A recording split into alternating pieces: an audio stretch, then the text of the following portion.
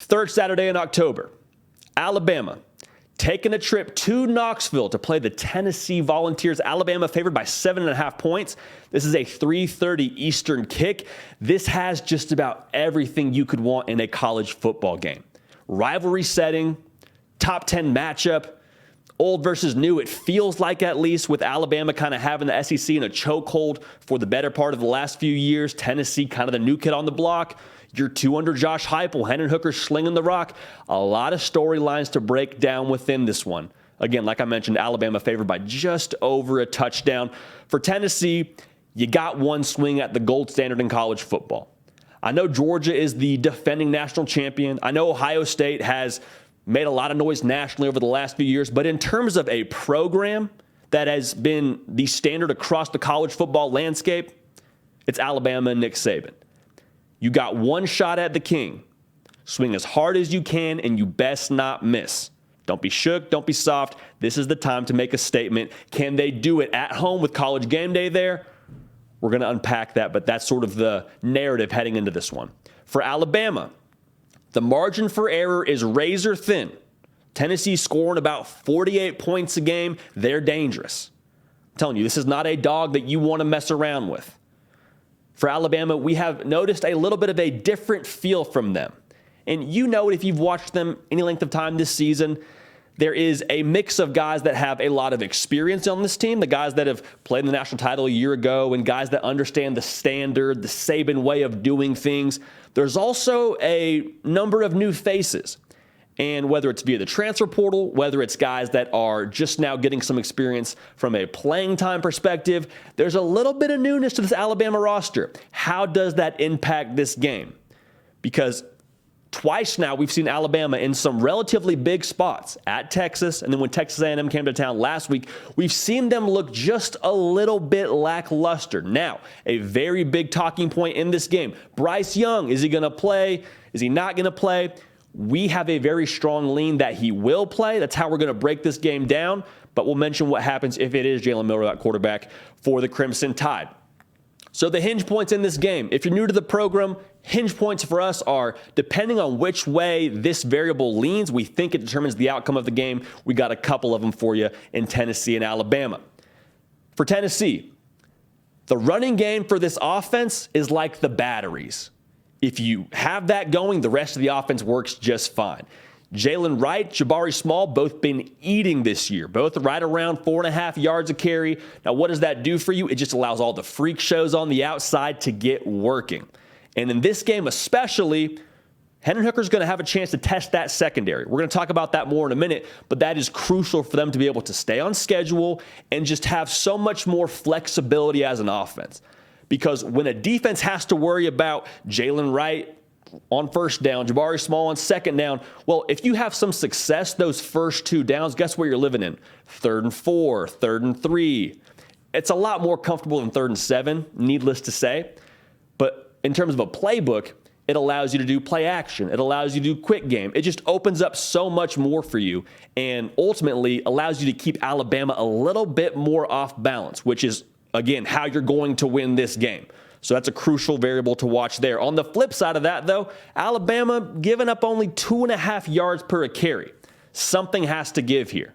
Something has to give, whether it's the defensive line or whether it's the backfield of Tennessee. There's going to be some sort of push, whether it's early in the game, whether it's late in the game. There's going to be some determining moment where this ends up rearing its ugly head, and whoever can win this hinge point, I think, has a really good chance to end up winning this football game. For Alabama, though, I don't mean to get too ahead of us and to harp on the secondary, but if you can force some passing downs like we just talked about, 3rd and 7, 3rd and 8, well, you allow your secondary to, 1, anticipate the pass coming, 2, just be in better position. And that's going to be a big deal. For Tennessee, Cedric Tillman had a tightrope surgery. Again, we're not doctors on this show. We barely graduated college. However, we do understand the tightrope surgery was a procedure he got done to allow him to be able to recover quicker. Josh Heupel just came out and said it point blank. He's like, yeah, he got the surgery, eyeing to return in this game. Again, we lean towards him probably playing. Will he? It's not confirmed. There's no real report out there saying he will or he won't. I'm just saying with Cedric Tillman having got that surgery, I'd be surprised if his competitive nature doesn't push him over the edge and get him active in this game. So that leads us to the next hinge point. Whose secondary is going to hold up? I think you have a tale of two secondaries when you turn on the tape. One is Tennessee's just been pretty egregious.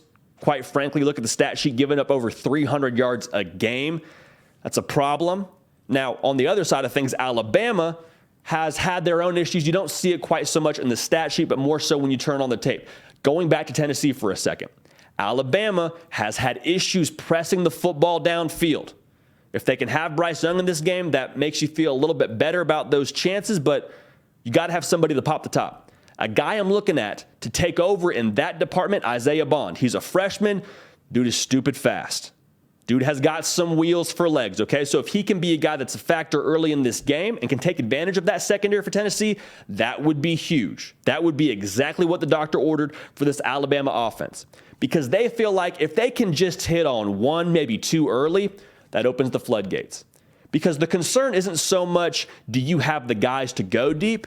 It's the concern of, well, hey, the guys that we had going deep last year aren't here, and so our chemistry taking a little bit of time to get set up. If it could hit in this game for Alabama, that would be a very, very big deal for Bryce Young and company. Flipping the script back towards Alabama, like I mentioned, you don't see it when you look at the stat sheet. Right around 160 yards given up per a game is the secondary in terms of passing yards. The concern for me is what happens when that ball's in the air. Not so much are you able to bat it down. I'm worried, can you just not keep from doing pass interference? Here's a stat for you. If you were to guess off the top of your head, where do you think Alabama ranks in 131 FBS teams in terms of penalty yards? Just guess. We're going to pause a second and let you get your answer. Okay, that was like two Mississippis. They're 118th. Nick Saban doesn't do that. Like Nick Saban coached ball clubs just don't do that poorly in terms of penalties per a game. And there's not a stat that we can necessarily pick out of that, but I would venture to say a large percentage of those penalties are pass interference. We saw Evan Stewart last week. He's a dude. Don't get it twisted. He's a dude for Texas A&M. He's only a freshman. He had a game against Alabama. We saw Texas in week 2. Quinn Ewers, in his first start against real competition, was dealing. Again, another dude. You hear what I'm saying here, though. There have been issues on multiple occasions against formidable competition for Alabama in that secondary. If they don't want to come to play, the football rather, when it's in the air and Brew McCoy's able to kind of do what he does, Cedric Tillman gets back into a rhythm, Jalen Hyatt, not the hotel, but he's got reservations for 6. It could be that kind of game. And that's not the kind of game you want to play for Alabama. Because we've seen from multiple teams when Tennessee draws first blood and they put the pedal to the metal, they get up a score or two, well then pressure goes back to the offense and you're swinging and you're pressing and you're trying to find a way to get back into the game and you're not able to just kind of play your consistent game plan. So the Alabama secondary will be tested in this game. Got a lot of guys, Kool-Aid McKinstry, Eli Ricks, the LSU transfer, a guy that we're still sort of waiting to say his name more frequently in terms of impact on a game. Terrion Arnold, for my money, probably one of the better DBs in their secondary right now. They will all be asked a great deal of in this game to slow down that high-powered Tennessee offense. Because Tennessee's pushing the ball downfield just about as well as anybody else in the country, averaging right now 11 yards a pass. That's dangerous. You don't want to play around with that kind of firecracker, all right? Get yourself burned. Final thing I'm looking at here, the quarterback spot for Alabama. Let's just say, for example, Jalen Milroe is your quarterback. There needs to be a different management of him in this game than you saw last week. Because last week, you saw, as an Alabama fan, Jalen Milroe running Bryce Young's offense. Folks, Jalen Milroe is a phenomenal athlete, a phenomenal talent. I think he'll do great things for Alabama in the future, but he is a very different skill set than what Bryce Young brings to the table. Jalen Milroe is more Jalen Hurts, if that makes sense. That's kind of the comp that I would give to him. Good arm, but his strength is running the football. If Jalen Milroe starts at quarterback for you at Alabama, I want to see a lot of zone read. I want to see a lot of quick passes. I don't want to see him taking a 3-step drop, 5-step drop, and asking him to do what Bryce Young did, because he's not Bryce Young. Don't treat him like it, all right? However, I do think Bryce Young plays in this game. Nothing confirmed. Feels like he will. For Bryce Young, my question is, how big of a game do you need from him? Like, not just how big of a game do you want from him, what do you need from him? Because what I think you want to avoid is that Superman kind of effort you asked of him against Texas. I mean, for 3 quarters, it felt like Texas was going to win that game. And it wasn't until number 9 went into his closet, probably went back to the locker room and found it over under his locker and put on the red cape with the S under his jersey and just said, no, I'm going to take over. This is just kind of my day. Got a Heisman Trophy back in Tuscaloosa that I keep next to my bedside table. I'm taking over today. I don't think you want to ask him to do that in this game. 1, because he's coming off an injury. 2, because you don't want to live that way as an Alabama fan, as an Alabama team. Because that means, okay, the run game's sort of sputtering. That means that the defense is having issues slowing down the receivers of Tennessee. And like we talked about, the run game's working. If that's the case for Alabama, I have concerns beyond just this game. However, I think the firepower of Tennessee could make that a difficult formula if that's how you're going to win. So we're going to get into our prediction here in just a second, but I want to say this before we get into it. Lost a lot of sleep on this one.